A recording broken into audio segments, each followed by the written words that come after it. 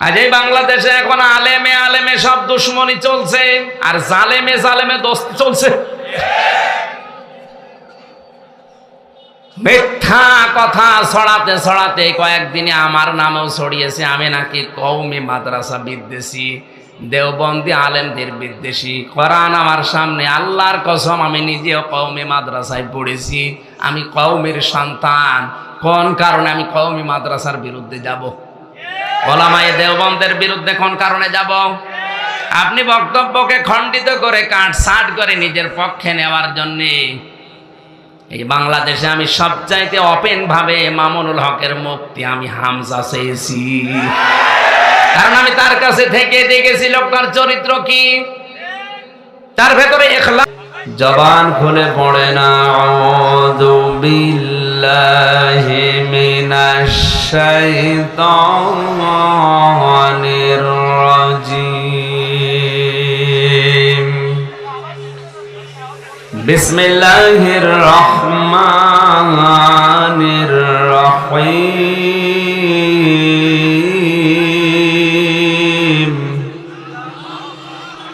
ওয়াইবাদুর রহমানিল্লাযীনা ইয়ামশুনা আলাল আরদি হাওনা ওয়া ইযা খাতাবাহুমুল জাহিলুন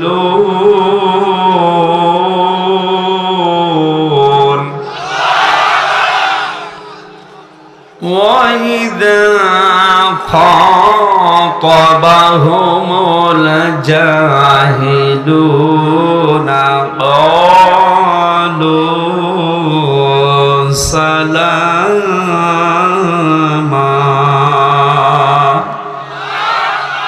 সাদাকতা ইয়া রব্বানা। وقال تعالى في آية أخرى إن عدة الشهور عند الله 12 شهرا شهرا في كتاب الله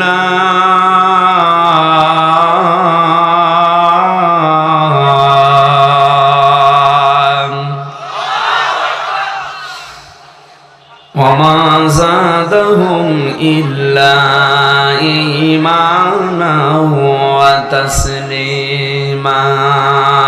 اللهم صل على مولانا محمد وعلى آل سيدنا। কত ব্যথা কত ভাবে সয়েছ যে তুমি, তোমারি খুনে লাল তায়েফের ভূমি। ফেরেশতা এসে যায় ধ্বংসের হুকুম, লৌহ মাখা মোহাম্মদ প্রাণেতে হাসরাত। হে আল্লাহ ক্ষমা করো এ তায়েফবাসী,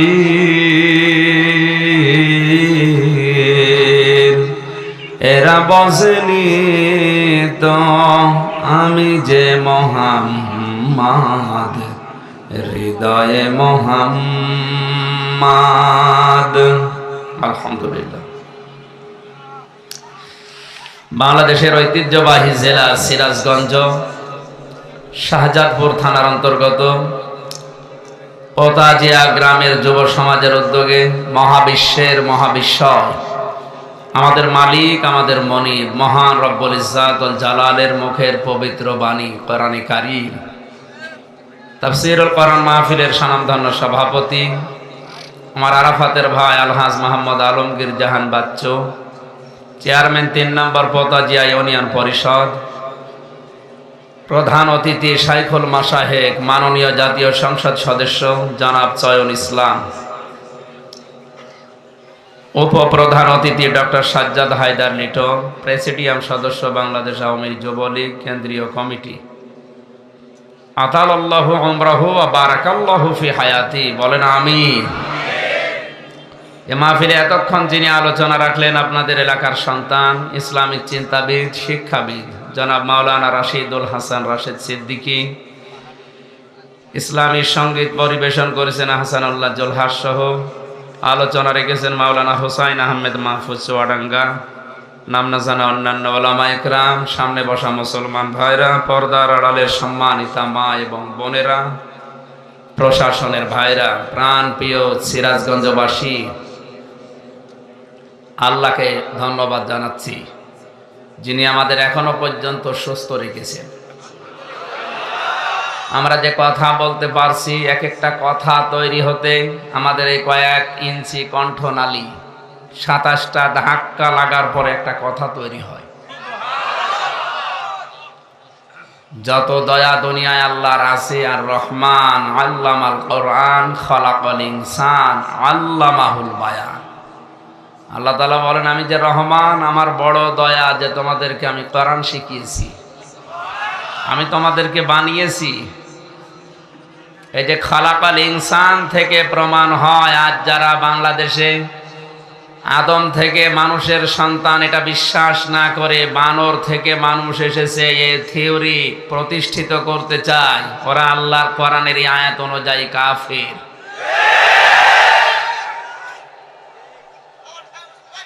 এই আমি তো হাত তুলতেও বলিনি, ঠ্যাং তুলে ফেলেছে কে? না না, ঠ্যাং তোলার দরকার নেই। আমি যতটুকু কথা বলবো, এটা একটা ক্লাস চলছে, কোরআনের একটা ক্লাস। কোরআনের ক্লাস হবে, আপনি যেন কোরআনের শ্রোতা হয়ে ছাত্রের মতো জবাব দেন। কাফেরের জানাজা পড়া জায়েজ আছে? এই বুঝে শুনে বলবেন। মুশরিকের জানাজা পড়া জায়েজ আছে? ওর জন্য ক্ষমা চাওয়া, দোয়া করা জায়েজ আছে? কথাটা যদিও শক্ত মনে হচ্ছে, এইটাই কিন্তু বাস্তব। কোরআনে কারিমের আয়াত যারা বিশ্বাস করে না, মানে না, এক কথায় তারা ফতোয়া লাগবে না, ওরা কাফির। সুতরাং এরকম মানুষ যদি মারা যায়, ওর জন্য জানাজা পড়া, কবরে দেওয়া, দোয়া করা, মাগফিরাত কামনা করা সবগুলোই হারাম। কোন হারাম কাজ আপনি করবেন জেনে শুনে?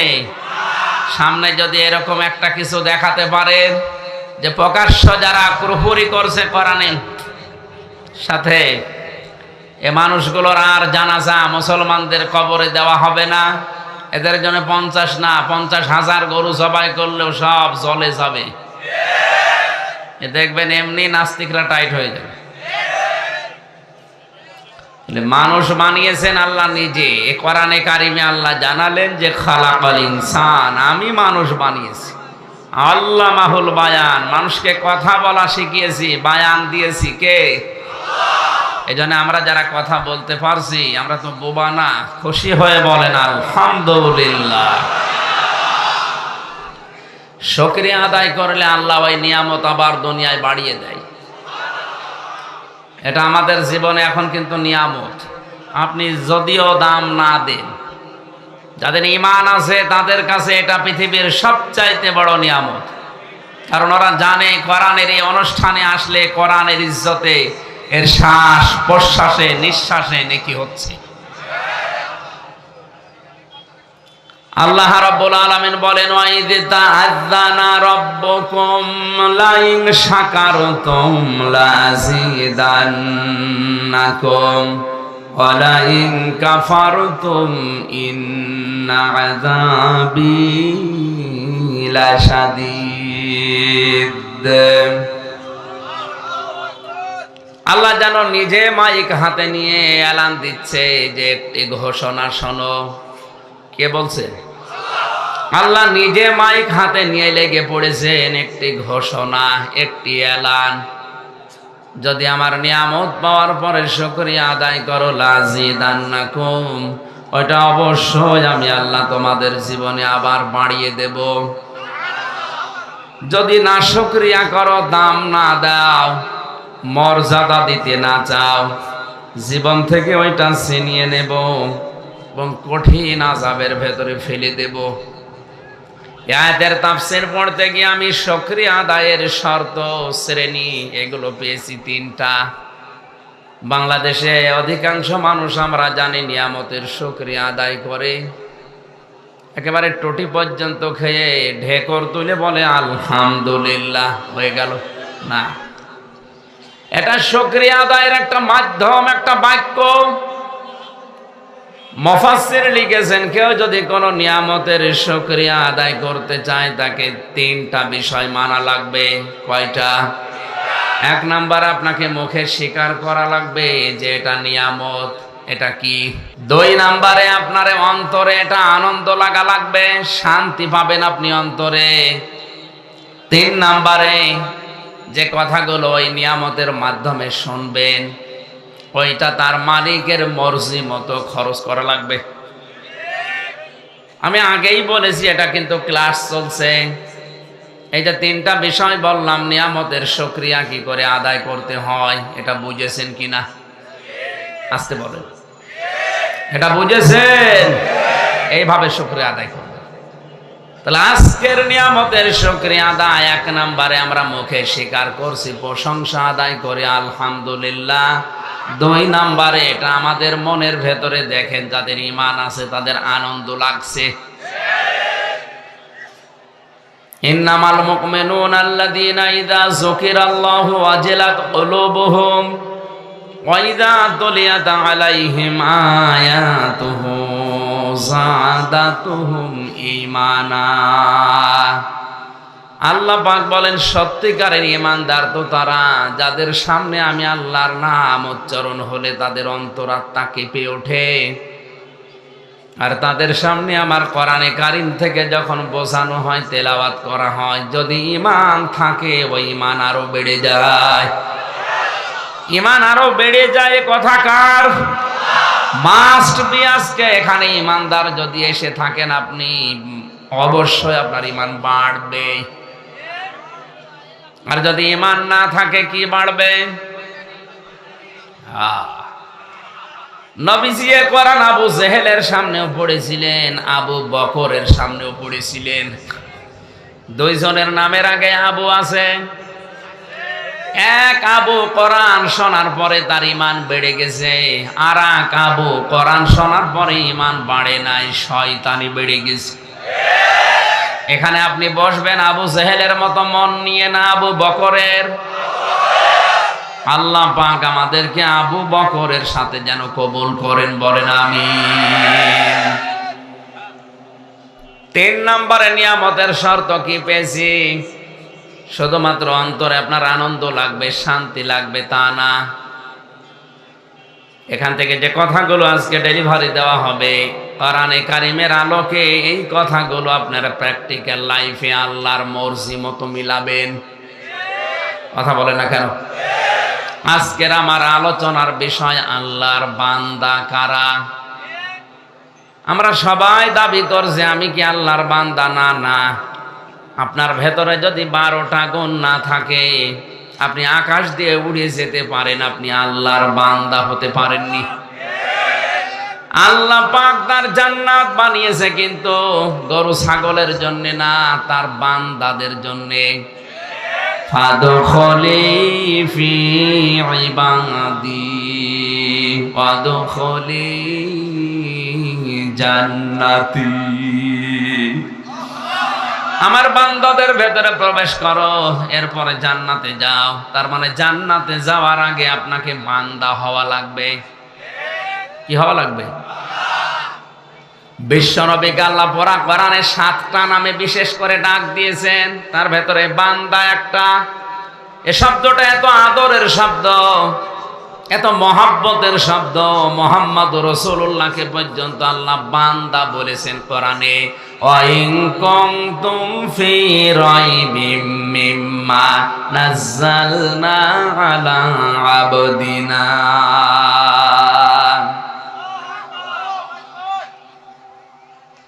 সিরাজগঞ্জবাসী, আজ বাংলাদেশ, ভারত, পাকিস্তানে কত মানুষ বুঝে না বুঝে বিভিন্ন পীরের বান্দা বা গোলাম দাবি করে।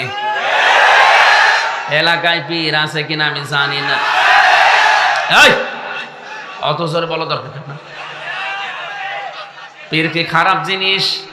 পীর মানে উস্তাদ, শিক্ষক, মুআল্লিম। আপনি যেটা ইসলামের জানেন না, যারা জানে তার কাছে জেনে নেবেন, এইটাই পীর। কি এর বাইরে কিচ্ছু নেই। তার দরবারে যাওয়া লাগবে, গরু ছাগল নিয়ে পা টেপা লাগবে, এগুলো সব ওদের বানানো। বাংলায় বলছি, পীর মানে উস্তাদ, শিক্ষক, মুআল্লিম, টিচার। ফাসআলু আহলাদ যিকরি ইন কুনতুম লা তা'লামুন। কোরআনে আল্লাহ আয়াতটা 2 বার দিয়েছেন। যারা জানে না তাদের উচিত যারা জানে তাদের কাছে যেন জেনে নেয়। এইটা আরবিতে, এটা ফার্সিতে পীর বলে, আরবিতে বলে মুআল্লিম, ইংরেজিতে বলে টিচার, বাংলায় আমরা শিক্ষক বলি। এ বাংলাটা বুঝেছেন কিনা? পীর কি বাংলা শব্দ? কি ফার্সি? বলেন বলেন। ইংরেজি টিচার, আরবি মুআল্লিম, বাংলা এই যে শিক্ষক, এইটাও তো পীর। কি কথা বলেন না? ওই যে ডক্টর সাহেব, ওইটাও পীর। যারা জানেন না ওনার কাছেও বিষয়টা জেনে নেবেন, এইটাই পীর। এতটুকু পীরের শেষ। তো বাংলাদেশে যেই জিনিস তো ভালো তার নকল বের হয় তাড়াতাড়ি। পীর তো ভালো, এই পতাশিয়ায় যে পীর এসেছিলেন, কি নাম জানো? শাহ মখদুম রহমতুল্লাহ আলাইহে। তাদের জীবন আমি পড়ে দেখেছি। এই দেশে যারা ইসলাম প্রচার করেছে, নিজের জন্য কিচ্ছু করেনি, সব করেছে জনগণের জন্য। আমার বাগেরহাটের দিকে তাকান, খান জাহান আলী বড় বড় দিঘি কেটেছে, পুকুর কেটেছে, কুয়া বানিয়েছে, টিউবওয়েল পুঁতে দিয়েছে, রাস্তা বানিয়েছে। এইগুলো ছিল পীর। চট্টগ্রামের মরহুম আব্দুল জব্বার নিজের একটা কুড়ে ঘরও নেই, অথচ নবীজির ঘর, মাদ্রাসা বানিয়েছে কয়েক তালা। 1 থেকে কামেল পর্যন্ত সেখানে পড়ানো হয়। লক্ষ লক্ষ ছেলে মেয়েরা, উনি মারণের পরে যে হাজার হাজার লক্ষ লক্ষ ছেলে মেয়েরা দিন সেখানে শিখছে। নবীজি বলেন, মরণের পরে মানুষের সব আমল বন্ধ হয়ে যায়, কিন্তু 3টা আমল জারি থাকে তার ভেতরে। যদি দিন আপনি রেখে যান, দিনের শিক্ষা, ওই শিক্ষাটা যত মানুষ দুনিয়ায় নেবে, আপনি কবরে বসে বসে সওয়াব পেতেই থাকবেন। মাওলানা রাশেদুল ভাই যে মাদ্রাসা বানিয়েছে, আসার সময় দেখেছি উনি হয়তো মারা যাবে 50 বছর পর। এখান থেকে যত মানুষ দিন শিখবে, আলেম হবে, কিয়ামত পর্যন্ত মাওলানা সাহেব কবরে সওয়াব পেতেই থাকবে। আজকে কোরআনের আর এক পাখি বিদায় নিয়েছে, আল্লামা লুৎফর রহমান, লক্ষ্মীপুরের। বাংলাদেশ সহ আন্তর্জাতিক স্কলার যারা আছে তার ভেতরে তিনি একজন। বহু ভাষায় সারা বিশ্বে কোরআন প্রচার করেছে, হাজার হাজার আলেমদের অভিভাবক। আজকে মারা গেল, কত মানুষ তার দ্বারা কোরআনের আলো পেয়েছে। উনি মারা যাওয়ার পরেই কবরে দিয়ে দেবেন, কিয়ামত পর্যন্ত এই আলো ছড়াতেই থাকবে।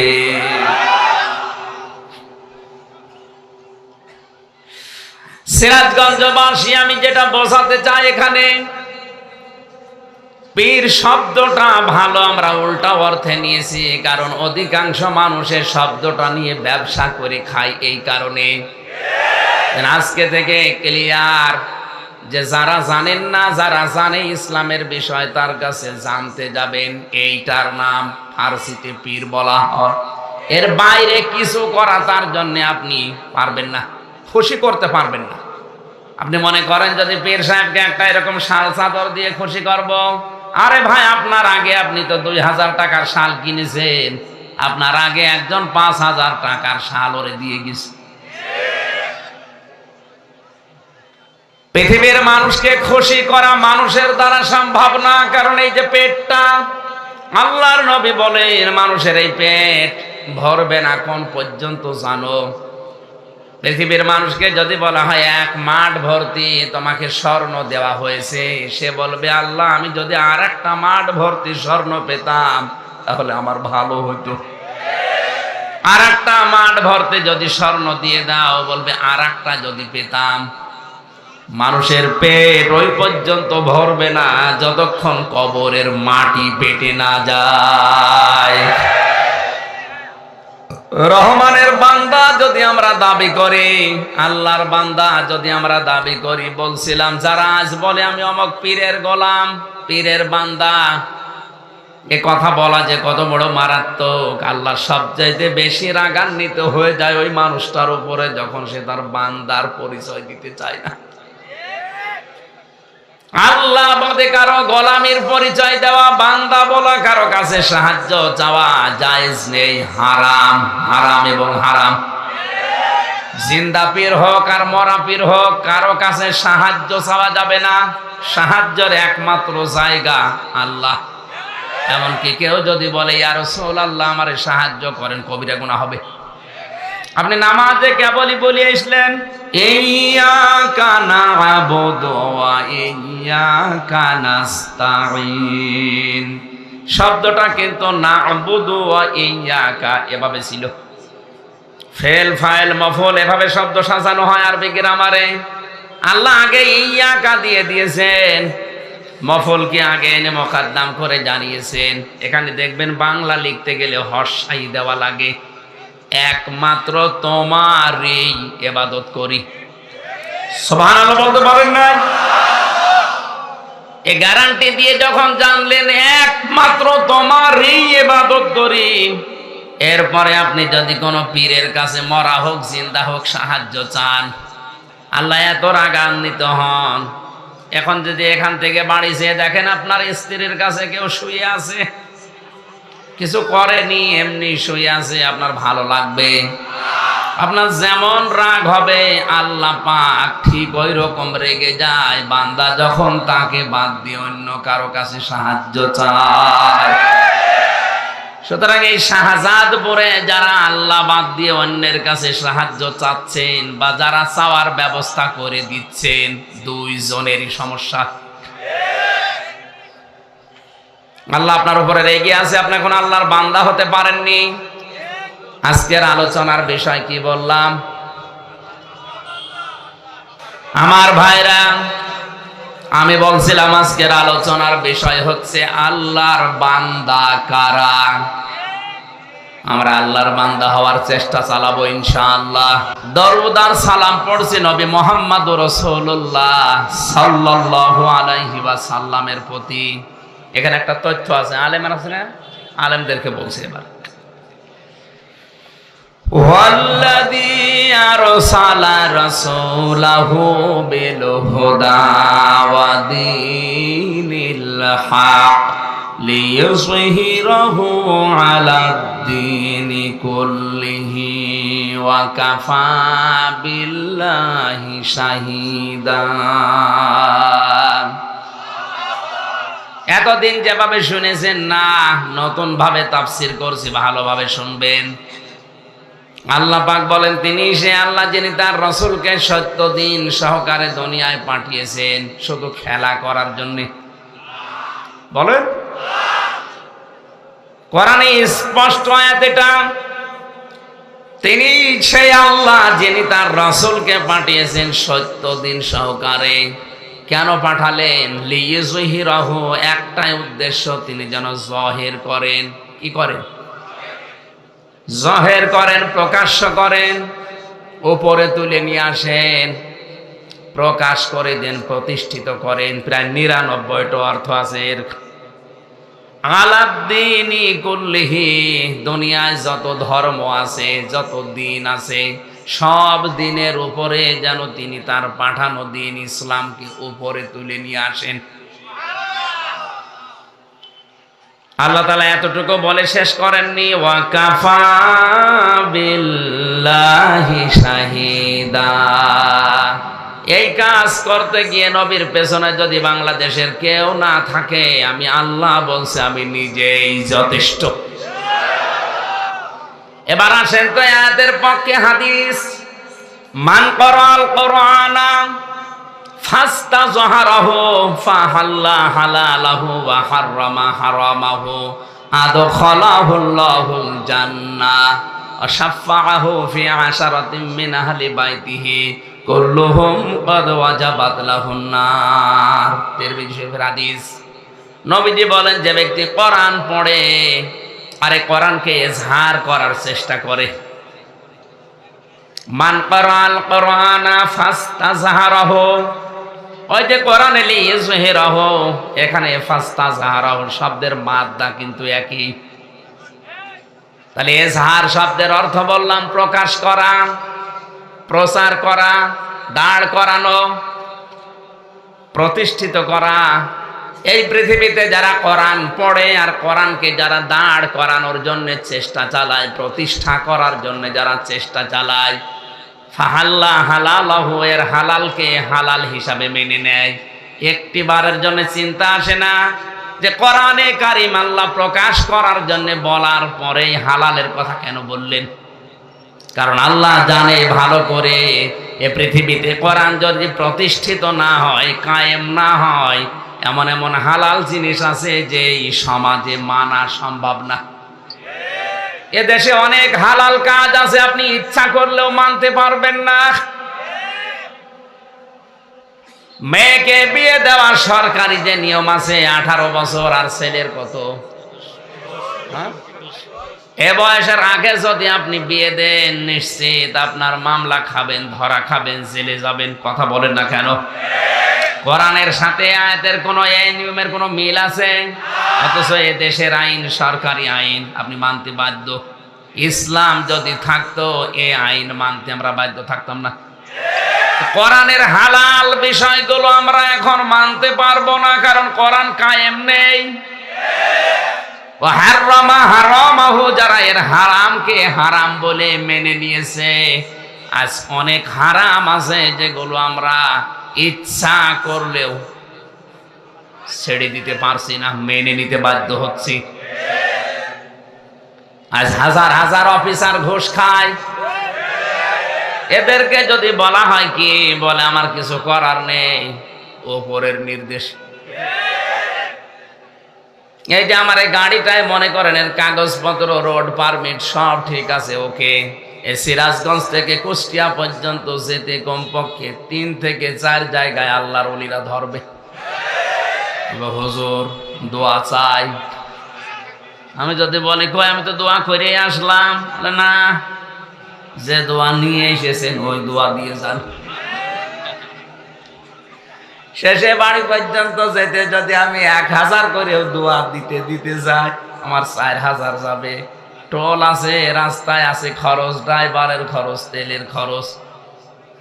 বলেন, এখন ওদের যদি জিজ্ঞাসা করা হয় এটা কি জোর করে নিচ্ছেন, জায়েজ হবে? ফতোয়া উল্টো করে দেবে, বলে হুজুর হাদিয়া দেওয়াও জায়েজ, নাও জায়েজ। এটা কি হাদিয়া হচ্ছে?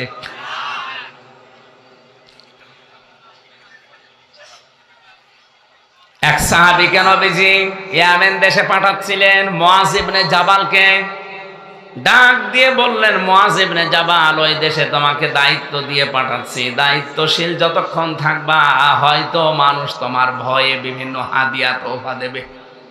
হাদিয়া তোফা ওই পর্যন্ত গ্রহণ করতে পারবা যতক্ষণ ওটা হাদিয়া থাকে, কিন্তু ওটা যদি ঘুষের পর্যায়ে পড়ে যায় তখন আর ওইটা নিতে পারবা না।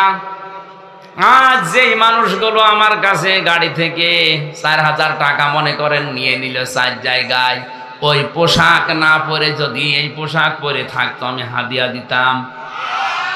তাহলে হাদিয়া হয় কি করে? এটা এতটুকুই শেষ করেননি। এমন এমন হারাম কাজ আছে ও নিজে করতে ইচ্ছা করছে না, উপরের অর্ডারে বাধ্য হচ্ছে। ওপরে যিনি আছে বলছে কর, নাই তো তোর এখানে ট্রান্সফার করে দেব, তোর চাকরি খেয়ে নেব। বাধ্য হয়ে হারাম কাজ করা লাগছে। এই জন্যে নবীজি বলেন, কোরআন যারা এজহার করবে, প্রতিষ্ঠা করবে, আর হালালকে হালাল জানবে, হারামকে হারাম জেনে মেনে নেবে, আদখালাহুল্লাহুল জান্নাহ, আল্লাহ নিজে তাদেরকে জান্নাতে প্রবেশ করাবেন। আশাফাহু ফি আশারাতিন মিন আহলি বাইতিহি কুল্লুহুম ক্বাদ ওয়াজাবাত লাহুন নার। এখানে একটা তথ্য আছে, এইদিকে তাকান। তার জন্য সুপারিশের অনুমতি দেওয়া হবে তার পরিবারস্থ লোক থেকে এমন 10 জনের ব্যাপারে যাদের জন্য জাহান্নাম ওয়াজিব ছিল। কি ছিল? তার মানে জাহান্নামে যারা যাবে।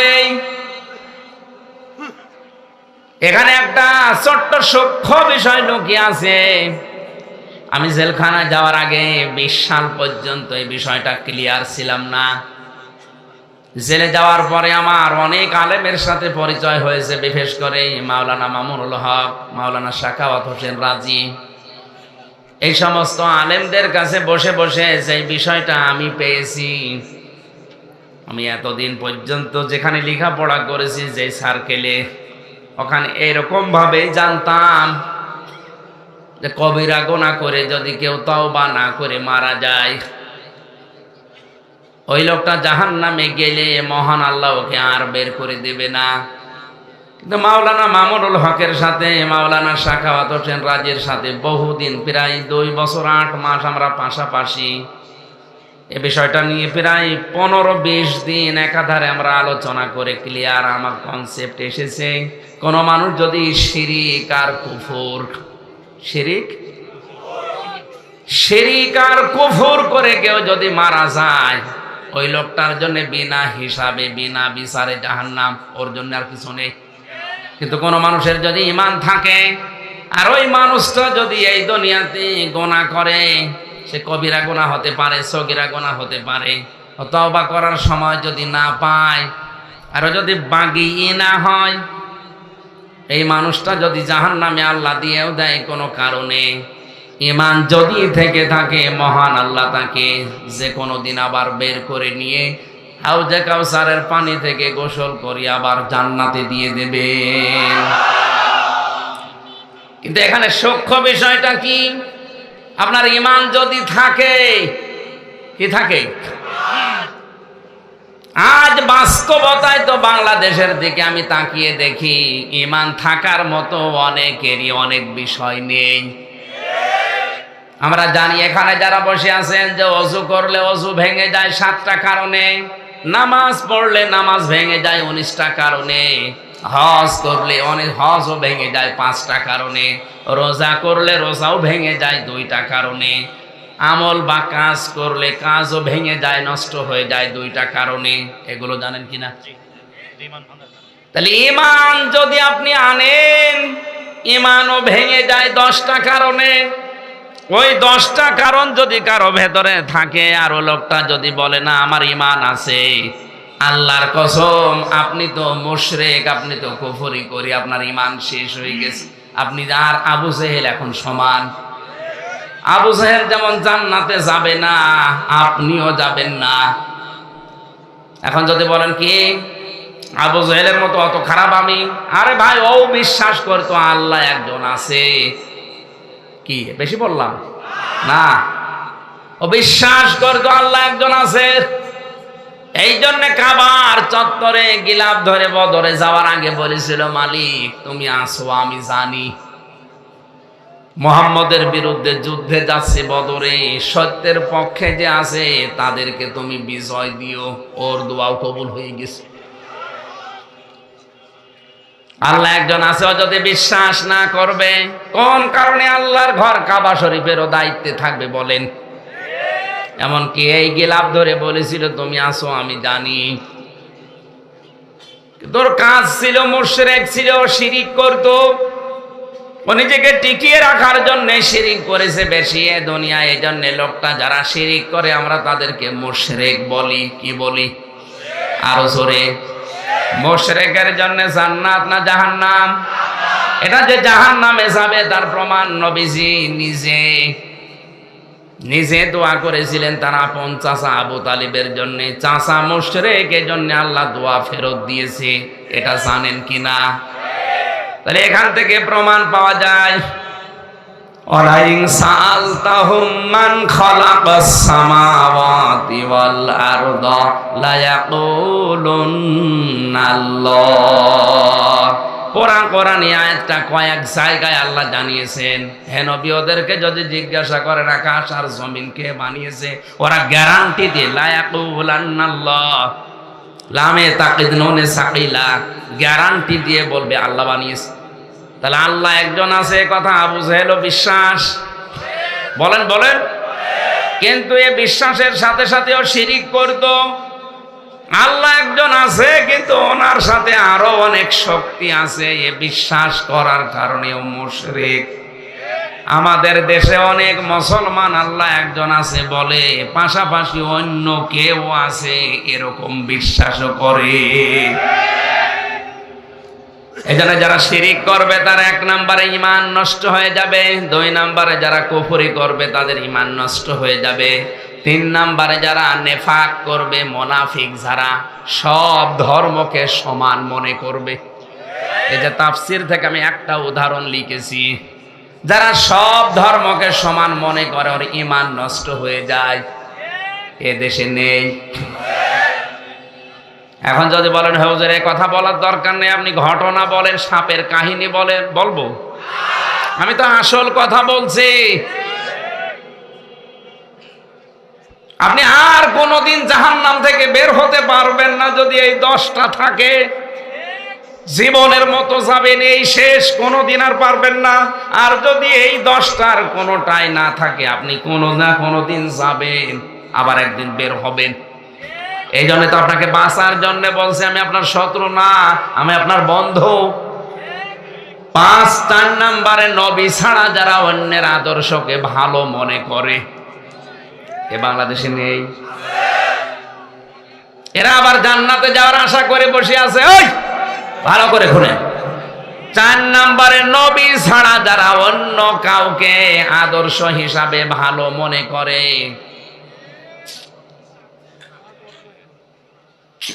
করে না, কেউ করে না।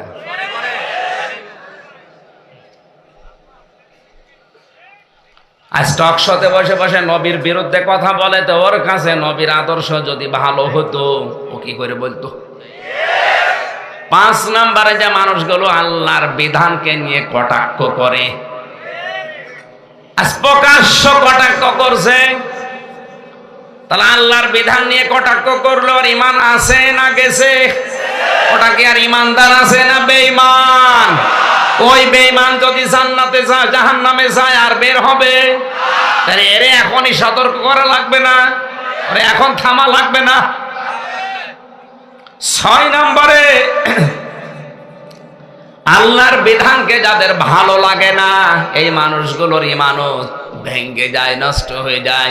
7 নম্বরে যারা জাদুকর, 8 নম্বরে যারা মুসলমানদের বিরুদ্ধে ষড়যন্ত্র করে। আমার মনে হয় 8 নাম্বার পয়েন্টে বাংলাদেশে অনেকেই ধরা খাবে। মুসলমানদের বিরুদ্ধে যারা ষড়যন্ত্র করছেন, থামেন। আপনার ঈমান কিন্তু ভেঙে যাবে। একবার জাহান্নামে আল্লাহ দিয়ে দিলে জীবনে আর বের হতে পারবেন না। 9 নম্বরে কাউকে ইসলামের ঊর্ধ্বে যদি কেউ মনে করে, এটা এই দেশে নেই, আমেরিকায় আছে। 10 নম্বরে ইসলামের কোন বিধানকে যদি কেউ ঘৃণা করে, বলেন নাউজুবিল্লাহ। আল্লাহ আমাদের হেফাজত করুন, বলেন আমিন। লিইয়ুযহিরাহু আলাদ-দীনি কুল্লিহি দিয়া যেটা বুঝিয়েছে, ইসলামকে যারা দাঁড় করানোর চেষ্টায় থাকবে, প্রকাশ করার চেষ্টায় থাকবে, কায়েম করার, প্রতিষ্ঠা করার চেষ্টায় থাকবে, আর হালালকে হালাল জেনে মেনে নেবে, হারামকে হারাম জেনে মেনে নেবে, তাকে আল্লাহ জান্নাতে শুধু প্রবেশ করাবে না, এমন 10 জনের ব্যাপারে তারে সুপারিশ করার অনুমতি দান করবে যাদের জন্য জাহান্নাম ওয়াজিব হয়ে গিয়েছিল। সুতরাং ওই যোগ্যতা অর্জন করার জন্য আজ আমাদেরকে কোরআন পড়তে হবে। এখানে কোরআনের হাফেজ হওয়া লাগবে সে কথা নেই। মান কোরআন কোরআনা, যে ব্যক্তি কোরআন পড়বে, হাফেজ হওয়া ফরজ না। হাফেজ হওয়া ফরজ না, কোরআন ফরজ। কোরআন পড়া কি?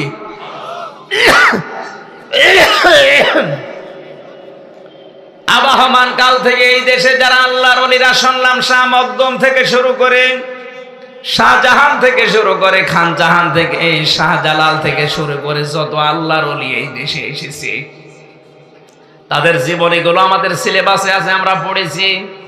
আমরা দেখেছি ওই মানুষগুলোর কাছে কেউ গেলে কোরআন শরীফ তুলে দিত, এই নাও তুমি এইটা পড়লে আল্লাহকে পেয়ে যাবে। এখন তাদের উত্তরসূরি যারা দাবি করে, দেখবেন এই মানুষগুলোর কাছে গেলে আগে কোরআন তুলে দেয় না, আগে জিকির দেয়।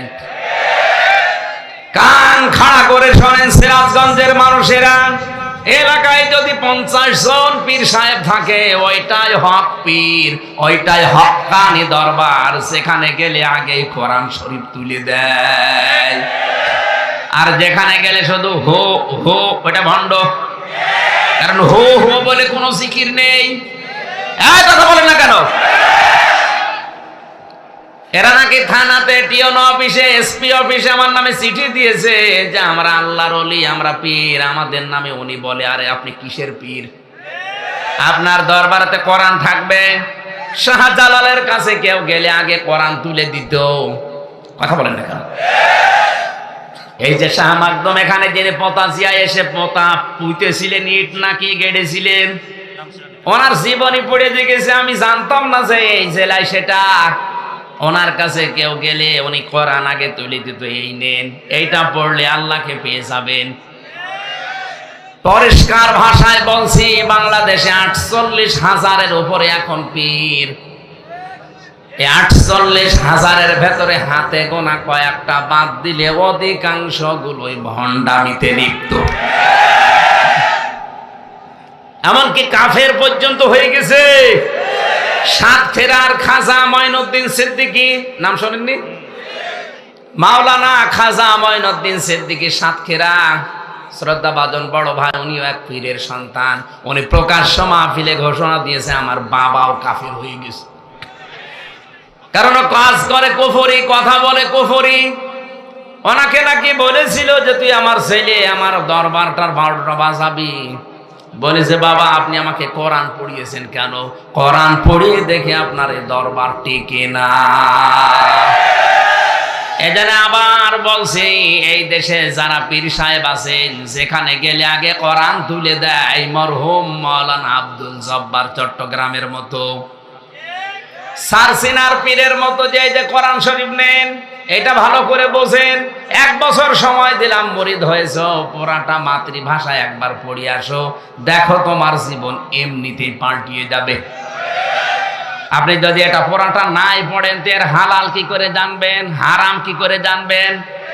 এই জন্য কোরআন পড়া ফরজ, হাফেজ হওয়া ফরজ না। এ পুরা এলাকার ভেতরে 5 জন হাফেজ থাকলে যথেষ্ট, কিন্তু কোরআন 5 জন পড়লে হবে না। এখানে 5 লাখ মানুষ থাকে, এই থানায় 2 থানা মিলে 5 লাখ মানুষকে কোরআন পড়া লাগবে। কোরআন পড়া কি? বলেন বলেন, কেমন ফরজ? নামাজের মতো। নামাজও হবে না যদি কোরআন না পড়েন।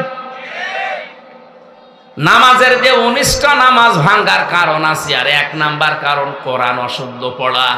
এজন্য আহ্বান জানাচ্ছি, যারা এসেছেন এখান থেকে সিদ্ধান্ত নিয়ে যান, মরণের 8 দিন হলেও আমি কোরআন পড়া শিখে মরব। শুধু শিখবো না, আমি বসবো, যেভাবেই হোক আমি বসবো। কথা বলেন, চেষ্টা চালান। যদি আপনি এভাবে পড়তে পড়তে নাও পড়তে পারেন, যদি আলিফ বা তা সা পড়তে পড়তেই মারা যান, 50 বছর লাগুক, অসুবিধা নেই। আপনি তালেবে ইলম হয়ে যাচ্ছেন, আর তালেবে ইলম মরে গেলে কোনো হিসাব নেই। সুবহানাল্লাহ বলতে পারেন নাই? অনেকে বলে হুজুর দোয়া করেন ছেলে যেন আব্দুল কাদের জেলানি হয়। এমনি হবে? রাশেদুল ইসলাম যে মাদ্রাসা বানিয়েছে, ওই রকম মাদ্রাসায় আব্দুল কাদের জেলানিকে তার মা নিয়ে গেছে। ওস্তাদ ডাক দিয়ে বলছে, বাবা বলো আলিফ। আব্দুল কাদের জেলানি বলছে, হুজুর আলিফের মানে কি? হ্যাঁ, আলিফের মানে আমি জানি না। যে জিনিসের মানে হয় না, অর্থ হয় না, ও জিনিস পড়ি আমি করব কি? পড়বো না। ওস্তাদ বলে, বাবাজি তুমি কি জানো আলিফের মানে? বলে, হ্যাঁ আমি মায়ের কাছ থেকে শুনেছি। কি শুনেছো বলো দেখি। হযরতে আব্দুল কাদের জেলানী তিনি শুরু করলেন, আল্লাহু লা ইলাহা ইল্লাহু আল হাইয়ুল কাইয়্যুম লা তাখুযুহু সিনাতুন ওয়ালা নাওম। একটা একটা করে আল্লাহর পরিচয় দিলেন 10টা। কয়টা? এই আয়াতের ভেতরে আল্লাহর 10টা ক্ষমতার কথা আছে। ফরজ নামাজের পরে কেউ যদি আয়াত পড়ে, আয়াতুল কুরসি যেটা আমরা বলি, এর ভেতরে আল্লাহর 10টা ক্ষমতার কথা বলা আছে। কোন মানুষ যদি ওই অনুযায়ী তার প্র্যাকটিক্যাল লাইফ চালায়, মরণের পরে কোনো বাধা নেই জান্নাতে যাওয়ার, শুধু একটাই রাস্তা খোলা আছে, মরবে জান্নাত পেয়ে যাবে। কিন্তু 10টা আবার মানা লাগবে। আব্দুল কাদের জেলানী 10টার পরিচয় দিলেন আয়াতুল কুরসি তেলাওয়াত করে। উস্তাদ কাঁদতে কাঁদতে বেহুশ হয়ে গেছে। হোশ ফেরার পরে মাকে ডাক দিয়ে বলছে, মা আপনার এই ছেলে মনে হয় কোনো জায়গায় পড়িয়েছেন, এখন নিয়ে এসেছেন আমার কাছে পরীক্ষা করার জন্যে। মা বলছে, কই কোনো জায়গায় তো এর দেয়নি, এই প্রথম আপনার কাছে নিয়ে আসলাম। ওস্তাদ বলে, মা গো আপনার এই ছেলের তো পুরা কোরআনের প্রায় 18 পারা মুখস্থ আছে। মা আমার কান্না আরম্ভ করলেন। ওস্তাদ বলে, মা আপনি কাঁদেন কেন? আপনার তো খুশির বিষয়, আপনার তো আনন্দ লাগার কথা যে এতটুকু বয়স, এই বয়সে আপনার ছেলে কোরআনে কারিমের 18 পারা মুখস্থ করে ফেলেছে, তা অর্থ সহ ব্যাখ্যা করতে পারে। মা ডাক দিয়ে বলে, উস্তাদ আমার আফসোস লাগে এই কারণে, আমার এই সন্তানটা যখন পেটে ছিল প্রতিনিয়ত আমি কোরআনে কারিমের প্রায় 18 পারা পর্যন্ত পড়তাম। আমি পড়া কোরআনের হাফেজা না, আমি 18 পারার হাফেজা। আমি প্রতিনিয়ত কোরআন পড়েছি পেটে রাখা অবস্থায়। এ সন্তান জন্ম নেওয়ার পরে এর পাশে বসিয়ে বসিয়ে ফজর নামাজ পড়ি আমি কোরআন পড়তাম। ও শুয়ে শুয়ে আমার মুখের দিকে তাকিয়ে আমারে আব্দুল কাদের মুখ মিলাতো। আমার আফসোস হচ্ছে এই কারণে, আমি যদি আরেকটু কষ্ট করে আর 12 পারা পড়ে পুরা কোরআনটাই মুখস্থ করে প্রতিনিয়ত পড়তে পারতাম, আমার এই ছেলে আব্দুল কাদের এতটুকু বয়সে কোরআনের হাফেজ হয়ে যেত। আব্দুল কাদের জেলানী এমনি তৈরি হয়। এরপরেও তিনি মাকে মাঝে মাঝেই বলতেন, মা তুমি সত্যি করে বলো দেখি, আমাকে পেটে রাখা অবস্থায় কোনো হারাম কাজ করেছো নাকি? মা আশ্চর্য হয়ে বলে, কি বলিস?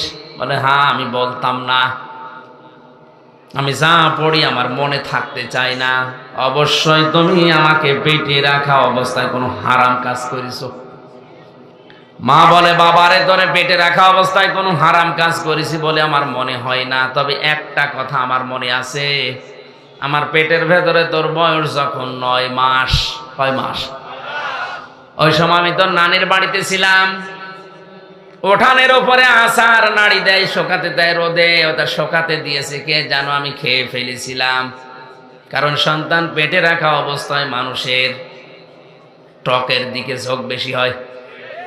আমি হয়তো তুলে খেয়ে ফেলেছি, মনে করলাম তোর নানির। পরবর্তীতে খোঁজ নিলাম না, এটা পাশের বাড়ির একজন রোদে শোকাতে দিয়ে গেছে। বাবা আব্দুল কাদের, মানুষের জিনিস আমি না বলে খেয়েছি তোকে পেটে রাখা অবস্থায়, এই কারণেই মনে হয় তোর পড়া মনে থাকে না। ও সিরাজগঞ্জের মা বোনেরা, সন্তান পেটে রাখা অবস্থায় মানুষের জিনিস না বলে খেয়ে এই প্রভাব যদি সন্তানের মেধার উপরে পড়ে, এই কারণে যদি লেখাপড়া মনে থাকতে না চায়, আমাদেরকে যারা পেটে নিয়েছো কত কিছু না বলে খেয়ে তোমরা হজম করে ফেলো। আব্দুল কাদের জেলানী এমনি খালি দোয়া করলে আসবে? পেট ঠিক করা লাগবে। মেয়েদের এই কয়েক ইঞ্চি পেট, এটা অনেক দামি জায়গা। কত রকমের নজর ওই দিকে মানুষ দেয় উল্টা পাল্টা করে, আর মানুষের চোখের নজর বড় তীক্ষ্ণ, খুব খারাপ জিনিস এটা। অনেকেই হয়তো বলে হুজুর আমি ভালো নজরে তাকাই, ওটা টাটকা শয়তান। তোমার নজর কত ভালো। বিশ্ব নবী মুহাম্মদ রাসূলুল্লাহ একদিন মসজিদে নববীতে নামাজে যাচ্ছিলেন, হঠাৎ করে একটা বেপরদা মহিলা তার সামনে পড়ে গেছে। তিনি মাথা নিচু করলেন, তাড়াতাড়ি করে বাড়িতে আসলেন। হযরতে সাউদা রাদিয়াল্লাহু তাআলা আনহাকে ডাক দিয়ে বললেন, কোথায় তুমি, এদিকে আসো। তার সাথে তিনি সংসার করার পরে হযরতে সাউদা বলে, হে রাসূল আপনি তো মসজিদে যাচ্ছিলেন, হঠাৎ করে ফিরে আসলেন কোন কারণে? হযরতে সাউদা ডাক দিয়ে বলেছেন, নবীজি বলেন আমি যখন যাচ্ছিলাম তখন একটা বেপরদা মহিলা আমার সামনে পড়ে গিয়েছিল, তাড়াতাড়ি করে মাথা নিচু করে চোখ বন্ধ করে আমি প্রায় চলে এসেছি। শয়তান আমারে ধোকায় ফেলে দিচ্ছিল, তাড়াতাড়ি করে চলে এসে আমার জায়েজ জায়গায় আমি জায়েজ কাজটা করেছি। বলেন তো, শয়তান যদি বিশ্ব নবী মুহাম্মদুর রাসূলুল্লাহকেও ধোঁকা দিতে পারে, আমাদের পারবে না? আপনার মন কি রাসূলুল্লাহর চাইতেও পবিত্র হয়ে গেছে? এখানে ভণ্ডামি কথা কোথায় পান আপনি? বলে আমার মন পবিত্র আছে। আমি যে পর্যন্ত এসেছিলাম শিরক এবং কুফরি যেন আমাদের জীবনে না থাকে, তাহলে জাহান্নামে একবার গেলে আর বের হতে পারবেন না। সুতরাং কোরআনে কারীম আমাদের এই মুহূর্তে থেকে পড়া দরকার, যেমন তেমন ভাবে না, আব্দুল কাদের জেলানীর মতো বুঝে বুঝে। আমি কথা দিয়ে যাচ্ছি, এখানে যারা এসেছেন আজকের এই দিন থেকে আগামী বছর যদি এখানে অনুষ্ঠান হয়, 1 বছর সময় পাবেন। পড়া কোরআনটা আপনি একবার হলেও মাতৃভাষায় শেষ করেন। আমি প্রায় 75 বারের উপরে শেষ করেছি, আমার তো আয়ত্ত হয়ে গেছে ইনশাআল্লাহ। আপনি পড়েন একবার, দেখবেন আপনাকে দিয়ে এলাকায় যারা শিরিক আর বেদাত করাতে পারবে না। কারণ এটা আলো। এটা কি সূরা ফুরকান আমি পড়েছি একটা মাত্র আয়াত। ফুরকান মানে পার্থক্যকারী সত্য মিথ্যাকে। এলাকায় যারা সত্য মিথ্যাকে মিশ্রণ করে ফেলে, আপনি কোরআন কারীম পড়লে পার্থক্য করে ফেলবেন। কোরআনের আর এক নাম আছে কোরআন আজ-জিকির। কোরআনের নাম কি? এর আর এক নাম আছে আল কিতাব, এর আর এক নাম আছে শেফা। 53টা নাম আমি কোরআনের পেয়েছি। প্রতিটি নামের ভেতরে সিগনিফিকেন্স আছে, একটা ভাব সুন্দর একটা জিনিস লুকিয়ে আছে। কিতাব বলা হয় কোরআনকে কেন? আমি এখানে একটা সূক্ষ্ম তথ্য বের করেছি, ভালো করে শোনেন। আছেন তো আপনারা? কোরআনে কারীমকে কিতাব বলা হয় এই কারণে, পৃথিবীতে একটাই কিতাব আছে, তার নাম আল কোরআন। দুনিয়ায় আর যত বই আছে, কিতাব আছে, এগুলো কিন্তু আসলে কিতাব না, এগুলো কোরআনের সব ব্যাখ্যা। আল্লাহ কানাল বাহরু মিদাদান লিকালিমাতি রাব্বি লানাফিদাল বাহরু ক্বাবলা আন তানফাদা কালিমাতু রাব্বি ওয়ালাউ জিনা বিমিসলিহি মাদাদা। আল্লাহ পাক বলেন, নবী আপনি বলুন, তামাম দুনিয়ার সব পানি যদি কালি হয়ে যায়, যত গাছ আছে দুনিয়ায় যদি কলম হয়ে যায়, দুনিয়ার জিন আর ইনসান মিলে যদি লেখা শুরু করে, কিয়ামত পর্যন্ত লিখতেই থাকবে, আমার কোরআনের ব্যাখ্যা শেষ করা যাবে না। ওয়ালাউ আন্না মা ফিল আরদি মিন শাজারাতিন আকলামু ওয়াল বাহরু ইয়ামুদ্দুহু মিন বা'দিহি সাবআতু আবহুরিম মা নাফিদাত কালিমাতুল্লাহ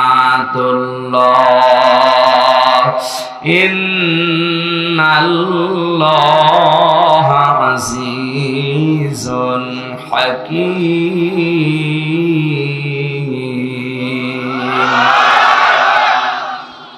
এটা 27 নাম্বার আয়াত সূরা লোকমানের।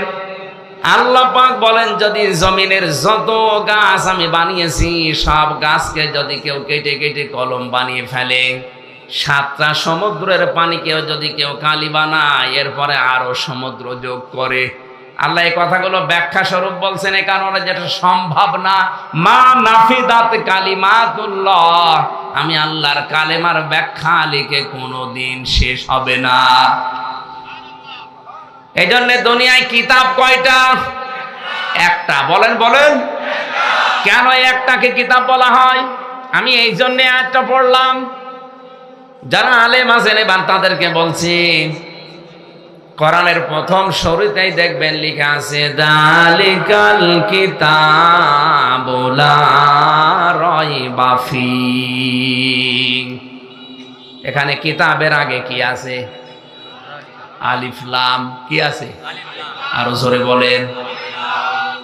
এদিকে ভালো করে খেয়াল করেন, কেন আল্লাহর এই কোরআনকে কিতাব বলা হয়, আর কেন আল্লাহ প্রথম এই কিতাব দিয়েছেন কোরআন শব্দ না দিয়ে যালিকাল কোরআনও দেয়নি? কি দিয়েছেন? যালিকাল কিতাবও দিয়েছেন, আর কিতাবের আগে আলিফ লাম দিয়েছেন। মুফাসসিরিন ইকরাম লিখেছেন, এই পৃথিবীতে একটাই মাত্র হেদায়েতের কিতাব, যার নাম কোরআন শরীফ। এখন যদি কোরআন কাউকে হেদায়েত দিতে না পারে, পথ দেখাতে না পারে, ওর মনের পরিবর্তন ঘটাতে না পারে, বুঝবেন ওইটা জাহান্নামে যাওয়ার জন্য তৈরি হয়েছে। কিতাবে কোরআনে কারিমের নাম কয়টা বললাম? 53টার উপরে। কয়টা? তাফসিরে ফি জিলালিল কোরআনে প্রায় 55টা আছে, কোনটা জায়গায় 53টা আছে। তাফসিরে খাজেনে, তাফসিরে কাবিরি আছে প্রায় 59টা। অনেক অনেক জায়গায় অনেক নাম আছে, আমার মুখস্থ আছে যেগুলো, তার ভেতরে অন্যতম এই 4টা: আল কিতাব, আজ জিকির, আল ফুরকান, আল কোরআন। জোরে বলেন আল্লাহু আকবার। আমি যে কথাটা এর আগে বললাম যে কোরআন যদি কাউকে হেদায়েত দিতে না পারে, মনের পরিবর্তন ঘটাতে না পারে, ওর কপালে আর হেদায়েত নেই। এটা আমি বানালাম বানালাম বানালাম। এই যে নরসিংদীর গিরিশচন্দ্র সেন, বেটা হিন্দু মানুষ, ওর মন ছিল না কোরআন থেকে হেদায়েত নেওয়ার, কিন্তু কোরআন পড়েছে আমাদের চাইতে বেশি, ও কোরআন বুঝেছে আমাদের চাইতে বেশি, ও কোরআন লিখেছে আমাদের চাইতে বেশি। আমি 1 থেকে মাস্টার্স পর্যন্ত আমার তাফসিরের উপরে মাস্টার্স হয়েছে। আমি এত লেখা লিখতে পারি নাই গিরিশচন্দ্র সেন যত কোরআন লিখেছে। কারণ আমার এক একটা শব্দের হয়তো 2টা 5টা 7টা অর্থ মুখস্থ আছে। আর ও বেটা হিন্দু, গিরিশচন্দ্র সেনের এক একটা শব্দের 33 থেকে 99টা পর্যন্ত অর্থ মুখস্থ ছিল, নয়তো তাফসীর লিখলো কি করে? এখানে যত বড় হুজুর হোক আর যত বড় ডক্টর হোক, বুকে হাত দিয়ে কেউ বলতে পারবেন না যে পুরা কোরআনের প্রতিটি শব্দের অর্থ আমার জানা আছে। পারবেন? কেউ পারবে না। না, আমারও ক্ষমতা নেই। আমি পড়েছি কিন্তু আমার এখন আর মনে নেই, এখন আবার স্টাডি করা লাগবে, দেখা লাগবে। ওর কি মেধা চিন্তা করেন! পুরা কোরআন শরীফের প্রতিটি শব্দের অর্থ, তবে 1টা 2টা 5টা না, 33টার উপরে করে এক একটা শব্দের অর্থ ওর মুখস্থ ছিল। কি পড়া পড়েছে জীবনে, কিরকম মুখস্থ করেছে, কিভাবে লিখেছে। তাহলে আমাদের চাইতে কোরআনও পড়েছে বেশি, বুঝেছে বেশি, লিখেছে বেশি। এখন বলেন না কেন? কিন্তু হেদায়েত পেয়েছে না। মারা যাওয়ার পরে কবরে দিয়েছে জানাজা, কি কোথায় দিয়েছে? আগুনে। কোথায় দিয়েছে? আগুনে পুড়িয়ে ফেলেছে। এই জন্য তো কিতাবের আগে আলিফ লাম, যে কোরআন যদি কারো মনের পরিবর্তন ঘটাতে না পারে, কোরআনে কারীম যদি কাউকে হেদায়েত দিতে না পারে, ওর কপালে আর হেদায়েত নেই। তার বাস্তব উদাহরণ এই গিরিশচন্দ্র সেন। এই জন্য এখানে যারা বসে আছেন, একদিনের তাফসীর শুনে আপনি আল্লাহর ওলি হয়ে যাবেন না। আপনার মন যদি তৈরি না হয়, ওই আবু জেহেলের মতো বাঁকা মন নিয়ে বসে কিয়ামত পর্যন্ত শুনলেও হবে না। আবু বকরের মতো মন নিয়ে শোনেন। আমি যে 12টা পয়েন্ট বলছি, দেখেন তো আপনি আল্লাহর বান্দা আছেন কিনা। আর আল্লাহর বান্দার বাইরে যারা আছে, ওরা শয়তানের বান্দা। আরো জোরে বলেন। এবার আমি শুরু করছি, ওয়া ইবাদুর রহমানিল্লাযীনা ইয়ামশুনা আলাল আরদি হাওনা ওয়া ইযা খাতাবাহুমুল জাহিলুনা ক্বালু সালামা। সূরা ফুরকানের 63 নম্বর আয়াত। কত নাম্বার? 12টা গুণ এখানে আল্লাহ দিয়েছেন আয়াতের পরবর্তীতে। কোরআনে কারিমের 25 নাম্বার সূরা, 6টা রুকু আছে। সূরার নাম হচ্ছে সূরা ফুরকান, সত্য মিথ্যার পার্থক্যকারী। এটাকে বলা হয় সংবিধান। কি বলা হয়? সংবিধানে 73টা ধারা থাকে। মুসলমানদের সংবিধানে 73টা ধারা থাকবে, তাহলে দুনিয়া শান্ত হয়ে যাবে। আমার আল্লাহ সূরা ফুরকানের ভেতরে 73টা ধারা দিয়েছেন। ব্যক্তি, পরিবার, সমাজ, রাষ্ট্র কি করে চলবে, শান্ত হয়ে চলবে, সেই থিওরিগুলো আছে। এখান থেকে আমরা সংবিধান বানাতে পারি না। সংবিধান বানিয়েছি, বছরে বছরে পাল্টানো লাগে, এরপরও শান্তি হয় না। একবার এটা নিয়ে যান সংসদে, এই 73টা ধারা একবার একটু প্রচার করেন। আল্লাহর কসম গ্যারান্টি দিয়ে বলছি, এই 73টা ধারা যদি সংবিধানে সংযোজন করা হয়, এই 73টা ধারা যদি বাংলাদেশের সংবিধানে কায়েম হয়, 5টা বছর শুধু থাকবে এ দেশ, আল্লাহর কসম এটা জান্নাত হয়ে যাবে। চুরি থাকবে না। আর যারা ব্রিজ চুরি করে বন্ধ করে ফেলবে, কারণ এর ভেতরে আছে চুরি করলে হাত কেটে দাও। একটার যদি হাত কাটা পরে যারা ব্রিজ চুরি করেছে, বলবো রে বাবা, ওরে দেখে হাজার হাজার কালভার্ট চোর, রাস্তা চোর এমনি ভালো হয়ে যাবে। আল্লাহ পাক প্রথম গুণ দিচ্ছেন রহমানের বান্দাদের। 1 নম্বরে আল্লাহর রহমানের বান্দা যারা, আল্লাহর বান্দা যারা, তাদের প্রথম গুণ হবে এই মানুষগুলো জমিন নম্রভাবে চলবে। কিভাবে? আপনি নিজের সাথে মিলান তো, আপনার ভেতরে নম্রতা আছে না? নেই। আজ আপনি উগ্র, উগ্র ভাব যাদের, এগুলো শয়তানের বান্দা। আর যারা নম্র, এগুলো রহমানের বান্দা। নবীজি বলেন, তোর জীবনের ইবাদত বন্দেগী পেছনে এটা কবুল হচ্ছে কিনা যদি জানতে চাও, তাহলে তোমার আচরণটা লক্ষ্য করো। আচরণটা মানুষের সাথে কেমন হচ্ছে। যদি এটা নম্র হয় কথাবার্তার দিক থেকে, ব্যবহার আচারের দিক থেকে, তাহলে বুঝবা তোমার জীবনের ইবাদত কবুল হচ্ছে। আর যদি দেখো যে মানুষের সাথে তোমার আচরণ ভালো না, কথা বললে শুধু উগ্রতা ছড়াও, তুমি শয়তানের বান্দা। আলেম হলেও তুমি শয়তানের বান্দা। আজ এই বাংলাদেশে এখন আলেমে আলেমে সব দুশ্মনী চলছে, আর জালেমে জালেমে দোস্তি চলছে। মিথ্যা কথা ছড়াতে ছড়াতে কয়েকদিনে আমার নামেও ছড়িয়েছে, আমি নাকি কওমি মাদ্রাসা বিদ্বেষী, দেওবন্দি আলেমদের বিদ্বেষী। কোরআন আমার সামনে, আল্লাহর কসম আমি নিজেও কওমি মাদ্রাসায় পড়েছি। আমি কওমির সন্তান। কোন কারণে আমি কওমি মাদ্রাসার বিরুদ্ধে যাব? ওলামায়ে দেওবন্দের বিরুদ্ধে কোন কারণে যাব? আপনি বক্তব্যকে খণ্ডিত করে কাটছাঁট করে নিজের পক্ষে নেওয়ার জন্যে। এই বাংলাদেশে আমি সবচাইতে ওপেন ভাবে মামুনুল হকের মুক্তি আমি হামজা চেয়েছি, কারণ আমি তার কাছে থেকে দেখেছি লোকটার চরিত্র কি। তার ভেতরে ইখলাস আছে, তার ভেতরে ইলম আছে, সে লোকটা মুহাক্কিক আলেম। আর উল্টা পাল্টা ছড়িয়ে আমারে আপনি কওমি বিদ্বেষী বানিয়ে দিয়েছেন। মাওলানা সাখাওয়াত হোসেন রাজি, মাওলানা আল্লামা মামুনুল হক, মাওলানা জোনায়েদ আল হাবিব, আজিজুল ইসলাম ইসলামাবাদী। আর আমার কাছে সবচাইতে বেশি ভালো লাগে এখন মুফতি নূর হোসাইন নুরানি মুন্সিগঞ্জের। এরকম উদার হতে পারেন না আপনি?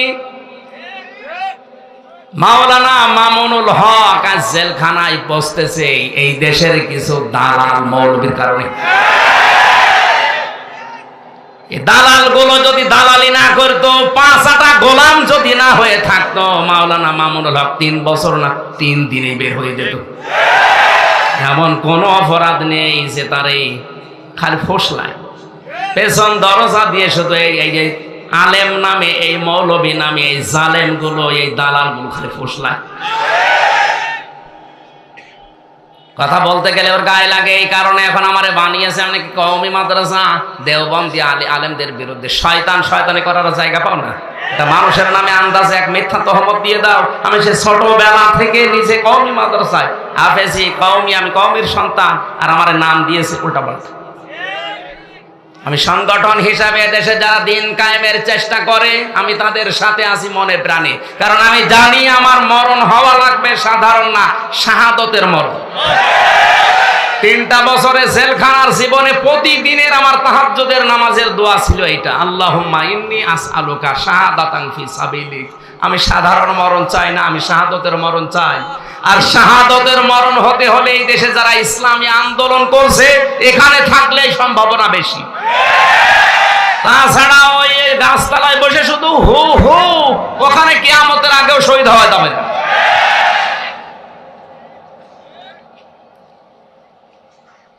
নম্র হ, কথাবার্তার আচরণে ব্যবহারে নম্রতা ছড়া। নম্র বাদ দিয়ে যারা উগ্রতা ছড়াচ্ছে না, আমার ভেতরে কোনো দোষ থাকলে ওই দোষের কথা যদি মানুষের কাছে বলেন তাহলে আপনি করছেন গীবত। আর যদি আমার ভেতরে ওই দোষ না থাকে, আপনি যদি বানিয়ে বানিয়ে আমার নামে দোষ দেন, ওইটা হবে তহমত। এখন যদি বলেন আপনি কিছুক্ষণ আগে বললেন দালাল, দালাল এমনি বলি নাই, ওদের কাছে আমি 3 বছর থেকে ওদের নিজেদের মুখে শুনেছি যে এইগুলো এইগুলো এইগুলো সব দালাল। ওদের কারণে আজ এই কওমি মাদ্রাসার আলেমরা জেলে আছে, আমি নিজে শুনেছি তাদের কানে। আমি এই কথাই বলতে চেয়েছিলাম, আর ওরা উল্টিয়ে পুরা কওমির বিরুদ্ধে আমারে লাগিয়েছে। তোমার শয়তানি মানুষ বোঝে, আর আমার মনের খবর তো আল্লাহ ভালোই জানি। আমাদের নম্রতা ভদ্রতা এটা আল্লাহ ইবাদুর রহমানের ভেতরে প্রথম গুণ দিয়েছেন। আমি সহ যারা এসেছি আল্লাহ যেন আমাদের ভিক্ষা দেন। ওয়াইদা খাতাবাহুমুল জাহিলুনা ক্বালু সালামা, যখন কথা বলবেন এই অজ্ঞ এই মূর্খ এদের সাথে কথা বললে, জাহেলদের সাথে বলবেন ভাই ঠিক আছে। এখন আজ জাহেল রাজা শুরু করেছে, এখন তো এইটা বলা ছাড়া দেখছি উপায় নেই। ডক্টর আবুল কালাম আজাদ বাসার ভাই একবার বলছিল যে রংপুরে যাচ্ছিলাম এক মাহফিলে, গাড়ি নিয়ে আসি না, বাসে যাচ্ছিলাম, হঠাৎ আমি হেল্পারকে বললাম ভাই গাড়িটা থামান, আমি একটু নামাজ পড়ি। না, নামাজ পড়ার জন্য সময় এখন আমাদের হাতে নেই, গাড়ি ঠিক মতো পৌঁছানো লাগবে, আপনি গাড়িতেই নামাজ পড়িবেন। গাড়িতে তো নামাজ পড়ে নেব, তো পশ্চিম কোন দিকে? হেল্পার ডাক দিয়ে বলছে হুজুর গাড়িতে পশ্চিম লাগে না। ফতোয়া দিচ্ছে, অথচ লোকটা ডক্টর, তারে ফতোয়া দিচ্ছে যে হুজুর গাড়িতে পশ্চিম লাগে না। মানে তখন রেগে গেছে, এই বেটা হুজুর তুই না আমি, তোরে আমি জিজ্ঞাসা করলাম একটু থামা, থামালি না, পশ্চিম কোন দিকে তাও বলিস না, তুই ফতোয়া দিলি, তুই ফতোয়া বুঝিস, সত্যি করে বলা আসলে পশ্চিম কোন দিকে? হুজুর আমি জানি না। এই যে জাহেল, পেটে বোম মারলে বের হয় না, আর এরা ডক্টর আবুল কালাম আজাদের ভুল ধরে।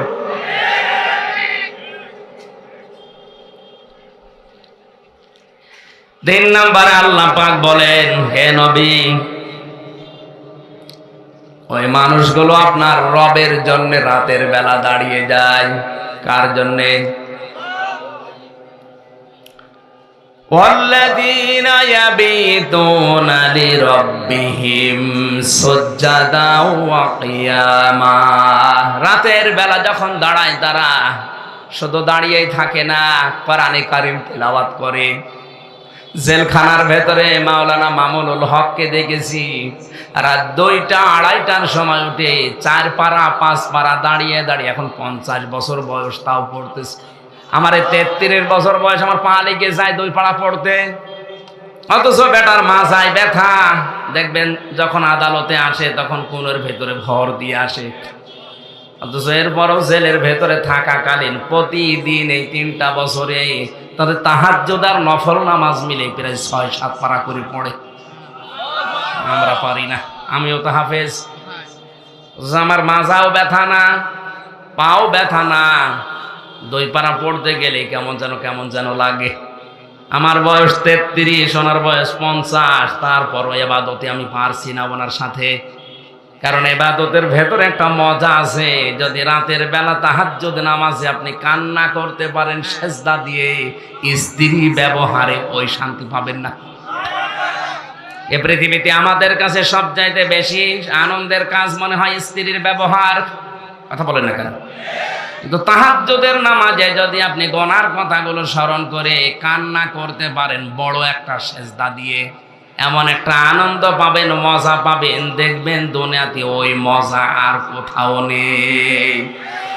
ইবাদুর রহমানদের এই গুণটা অর্জন করা দরকার। আল্লাহ তুমি আমাদেরকে দান করো, বলেন আমিন। 4 নম্বরে পেয়েছি তারা জাহান্নাম থেকে আল্লাহর কাছে পানা চাবে। প্রতিদিনই আমলটা করবেন 24 ঘন্টায়, যে কোনো সময় আল্লাহুম্মা আজিরনি মিনান নার, আল্লাহ তুমি যাই করো জাহান্নামে আমারে দিও না। 5 নম্বরে দান করতে গিয়ে ফকির হয়ে যাবেন না, আবার কৃপণতা করবেন না, মধ্যম পন্থায় থাকবেন। 6 নম্বরে আল্লাহ ছাড়া কাউকে ডাকা যাবে না। আজ বাংলাদেশে আল্লাহ কেউ ডাকে, মাঝামাঝি অন্য কাউকেও ডাকছে। এই যে ব্রাহ্মণবাড়িয়া এলাকায় যারা আল্লাহকে ডাকতেছে, অধিকাংশ দরবারগুলোতে কিছুক্ষণ ইয়া আল্লাহ ইয়া আল্লাহ, এরপর ইয়া আলী বাবা, শাহ আলী বাবা, দয়াল বাবা, খাজা বাবা, এই কথা বলছেন।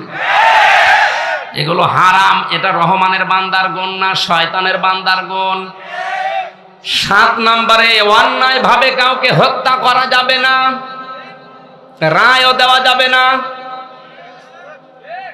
9 নম্বরে জিনা করা যাবে না। এখানে 3টা বললাম পরপর। আল্লাহ বাদে অন্য কাউকে যারা ডাকে, অথবা আল্লাহকে ডাকে পাশাপাশি অন্য কাউকে যারা জুড়ে দেয়। 2 নম্বরে যারা অন্যায় ভাবে মানুষ হত্যা করে। 3 নম্বরে যারা জিনা করে। এই 3টা পাপের শাস্তি হবে ডবল। কি হবে? আল্লাহ আমাদের হেফাজত করুন। 9 নম্বরে মিথ্যা সাক্ষী দেওয়া যাবে না। আজ বাংলাদেশে হাজারো মানুষ শুধু মিথ্যা সাক্ষীর কবলে পড়ে জেল খাটতেছে। এটা বন্ধ করেন। আপনি কিন্তু রহমানের বান্দার বাইরে চলে গেছেন যদি মিথ্যা সাক্ষী জীবনে দিয়ে থাকে। 10 নম্বরে অনর্থক কথা কাজ, এগুলো বাদ দেওয়া লাগবে। যে কাজে দুনিয়া এবং আখিরাতের কোনো ফায়দা নেই, ওই কাজ থেকে নিজেকে বাঁচিয়ে রাখা লাগবে। আর যারা মোবাইলে উল্টাপাল্টা নাচ দেখেন, উলঙ্গ ছবি দেখেন, এটা দুনিয়া এবং আখিরাতের কোনো ফায়দা আছে? বলেন।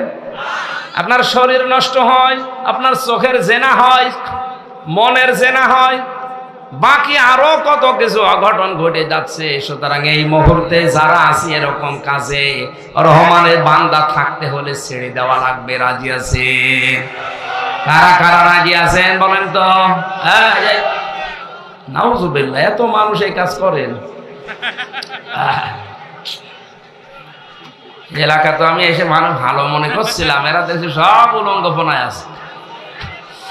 11 নম্বরে কোরআনের আয়াত শোনার পরে, কোরআনের বায়ান শোনার পরে যারা বোবা বধির এর মতো আচরণ যারা করে, এরা রহমানের বান্দা নয়। আমি কিন্তু কথা খোলাখুলি বলেছি। এখন যদি বোবা বধির অন্ধের মতো আচরণ করেন, আপনি শয়তানের বান্দা, রহমানের বান্দা না।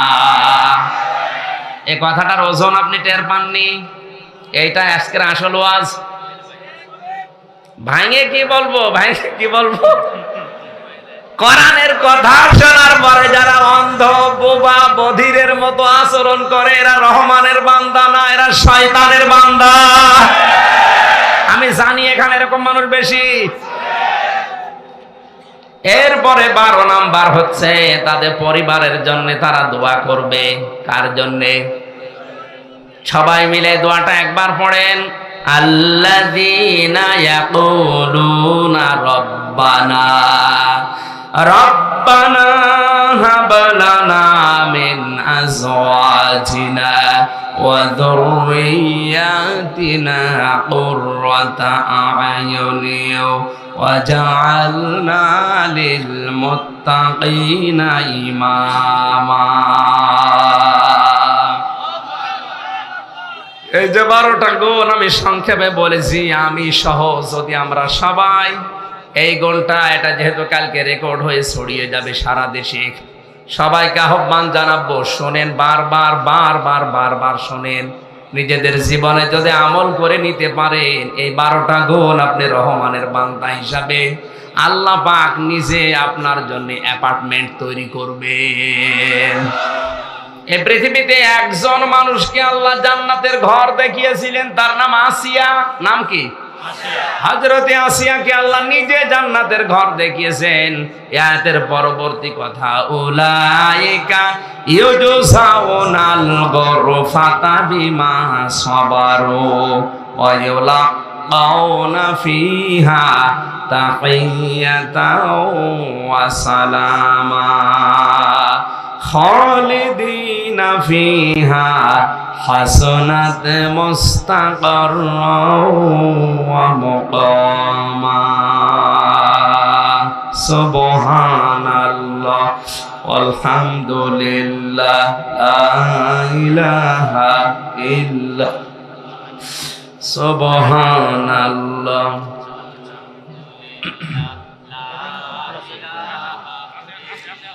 সম্মানিত ভাইরা, কয়েকদিন আগে এই যে সিরাজগঞ্জের উল্লাপাড়ার কোন জায়গায় যেন এসেছিলাম, কালিয়াকোট। আপনারা মেয়েদের জন্য এবং পুরুষদের জন্য, পুরুষরা মেয়েদেরকে দেবেন, মেয়েরা পুরুষদেরকে দেবেন। ওই গাড়িতে একটা বই লেখা আছে আমার, পারিবারিক জীবনে অশান্তি এবং তার প্রতিকার কি। কোরআন হাদিস এবং নবীজি কিভাবে তৈরি করেছিলেন ওইভাবে লেখা আছে। ওইটা যাওয়ার সময় নিয়ে উপহার দেবেন, কাজে লাগবে। পরকীয়া প্রেম যাদের পরিবারে আছে, আমি আশা করছি বইটা শেষ করে আমল করলে কমে যাবে। প্রশ্ন দিয়েছেন মহিলাদের জন্য কি দিন প্রচার করা ফরজ? সবার জন্য ফরজ। যে যতটুকু জানে তার অঙ্গনে প্রচার করা ফরজ, কিন্তু পর্দা রক্ষা করা লাগবে। মহিলাদের চিল্লায় যাওয়া কি যায়? যদি মাহারাম থাকে, চিল্লা মানে কি ওই 40 দিনে যেতে হবে তা না, আপনি একদিনে যান, কোনো অসুবিধা নেই। মহিলারা সেজদা দেবে কিভাবে? মেয়েদের সেজদা দেওয়ার ওই বইতে নিয়মটা লেখা আছে, ছবি সহ দেওয়া আছে কিভাবে সেজদা দেওয়া লাগে। এটা তো এখানে দেখানো যাচ্ছে না। মেয়েরা মেয়েদেরকে স্বামীরা দেখাবেন, ওরা না গুটো গুটো হয়ে বসবে, একেবারে সব কিছু আটো সাটো হয়ে শারীরিক ঘটনার কারণে। আমার স্বামী তালিমে যাওয়া পছন্দ করে না, তাহলে কি আমার তালিমে যাওয়া ঠিক হবে নাকি ঘরে থাকা উত্তম? আল্লাহ রসুলের কথা শুনতে গিয়ে যদি পৃথিবীর কারো মন রক্ষা করা লাগে, ওটা গুনাহ হবে। হ্যাঁ, যদি বোঝেন যে এইটা করতে গিয়ে এমন সময় চলে যাচ্ছে যেটা স্বামীর হক ছিল, যে সময়টুকু আপনি ওই সময়টুকু কন্ট্রোল করবেন। আমরা বেশি গুরুত্ব দেব কি কোরআন না হাদিস? এ কি পাগল না ছাগলে? আগে কোরআন, এরপরে হাদিস। এশার নামাজের পরে সূরা মুলুক আর সূরা বাকারার শেষের 3 আয়াত নাকি 2 আয়াত পড়তে হবে? শেষের 3 আয়াত আর সূরা মুলুক। আল্লাহ আমাদেরকে তৌফিক দিন, আমিন। বারাকাল্লাহু লানা ওয়া লাকুম ফিল কোরআনিল আযীম।